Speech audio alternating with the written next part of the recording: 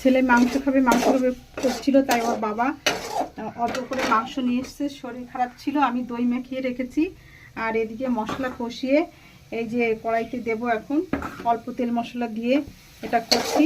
আর দুটো তো ঝামেলা করছে সমানে, একবার বৃষ্টি আসছে, একবার ভালো হচ্ছে, এই জন্য একবার বাইরে যাচ্ছি, কখনো জল ভরছি।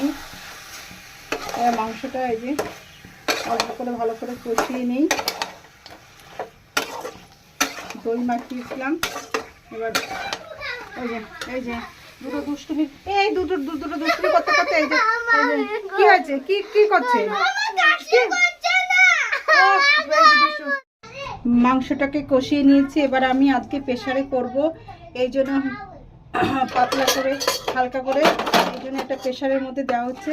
এটা দিয়ে এবার প্রেসারের মধ্যে দিয়ে এবার এটা সিটি দেব একটু জল দিয়ে। বেশ আমার মাংস রান্নাটা হয়েছে। এই যে মাংসটা প্রেসারে করলাম, সাদা সাদা হয়েছে, একটু শুকনো লঙ্কার গুঁড়ো দেয়নি তো ওর জন্য।